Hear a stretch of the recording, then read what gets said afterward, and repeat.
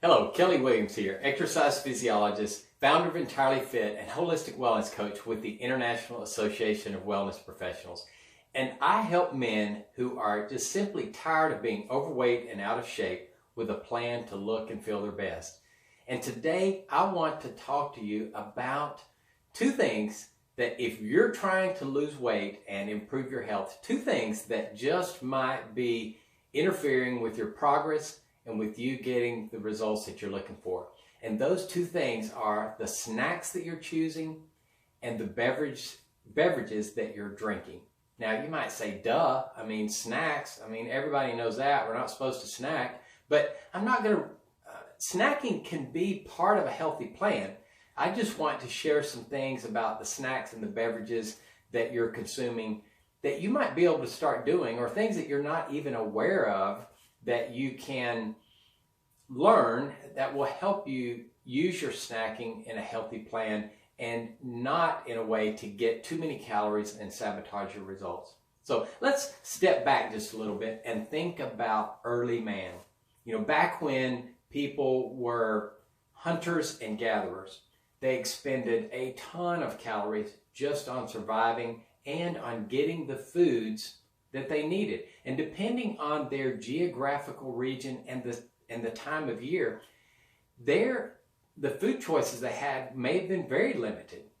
Fruits may not have been available, or different things. So we have so many food choices, and the ease of getting food is just so simple. We can order food, we can have it delivered directly to us. We have grocery stores that are just packed with thousands of items, and all we have to do is drive there and walk through the aisles.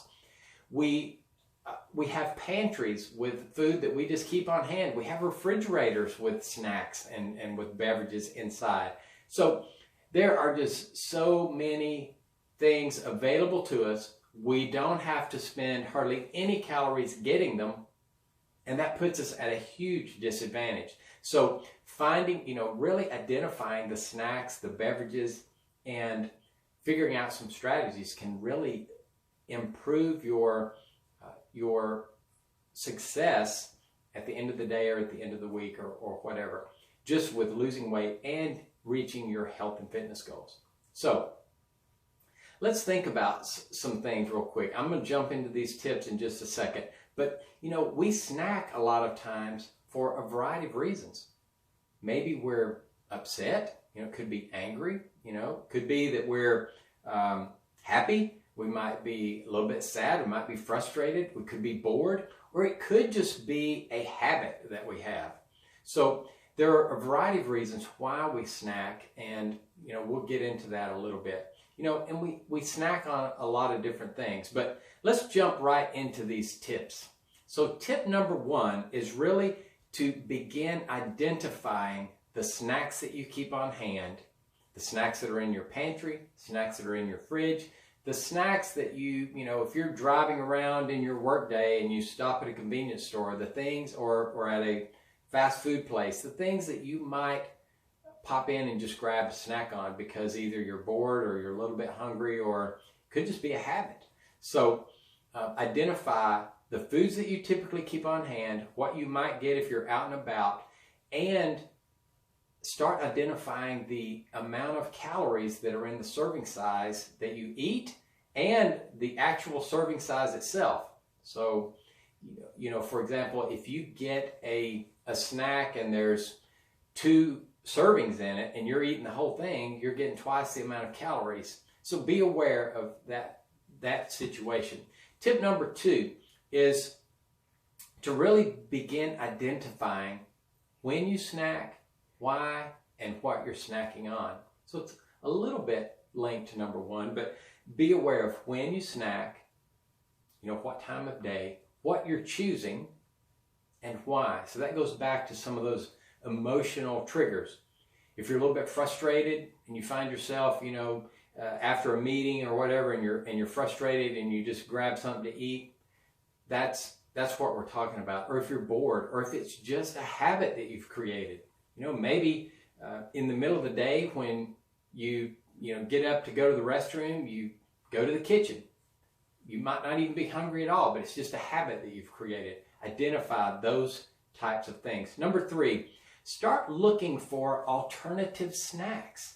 So once you've identified what you're snacking on and when you're snacking and the quantities and the calories that are involved, that gives you great information, and you can begin choosing alternative snacks. And typically fruits and vegetables would be great alternative snacks.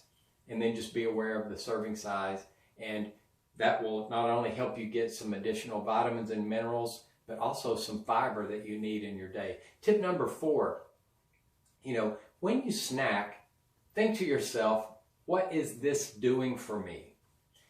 It may be that what you're snacking on, maybe it's satisfying some kind of craving that you have. Maybe you typically crave something salty, or you crave something sweet, or it's one of those emotional issues. But what is this doing for me? If you're simply just bored and you're eating something, then that food or that snack is really something that you're turning to escape boredom.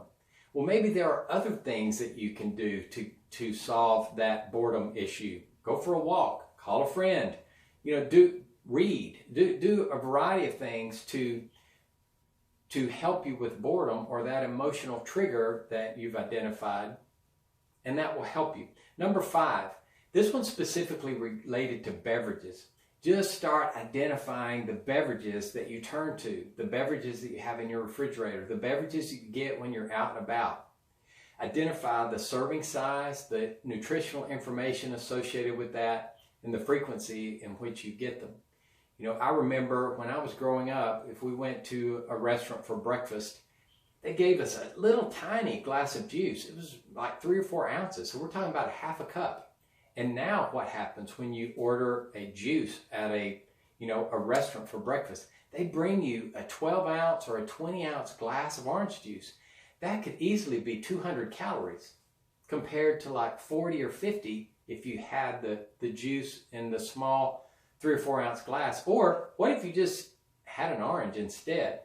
In that case, you would get the fiber, you would get and you would reduce your calories just because you would be getting a smaller amount. So identify the beverages that you drink, how much, what the nutritional information is, the number of calories, and that will give you the information that you need to make better choices and reduce your calories from beverages. I once met a person who had a pretty sound nutrition plan, but they were really struggling with their weight loss.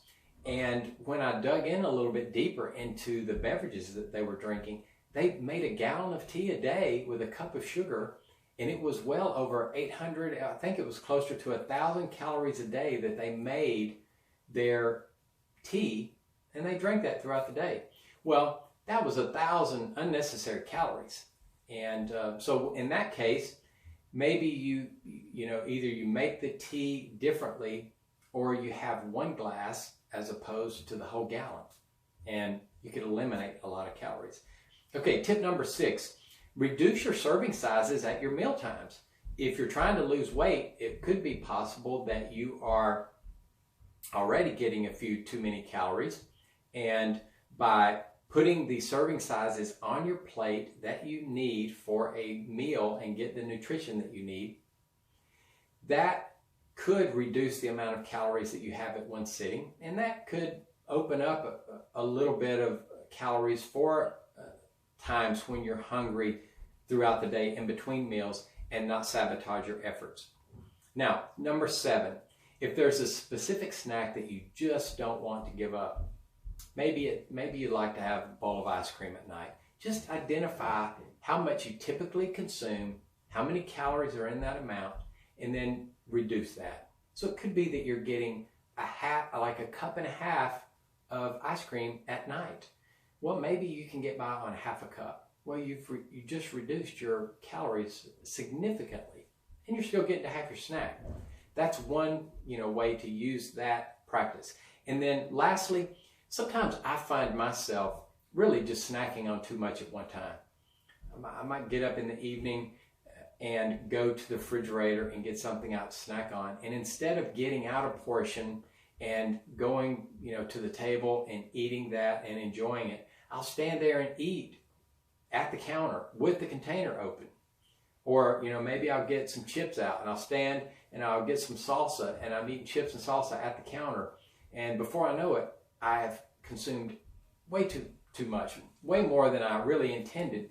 And so if I get out the number of chips that I want or the amount of other snack item that I choose that I know will not sabotage my plan, I put the rest away and then walk to the table or to where I want to eat the snack and do it, then I have really created an opportunity where I don't get too many calories just from mindful eating or mindless eating, and really reduce the chance that I get too many calories. So those are the tips. I really hope you find them helpful. It's really just some exercises for you to identify, why you snack, when, what kind of calories you're getting, and ways to reduce those calories from some unnecessary choices that you're making and still get some really good sound nutrition. So until next time, be well, be grateful, and keep trying to be entirely fit. Hope you have a great day. Talk to you soon. Bye-bye.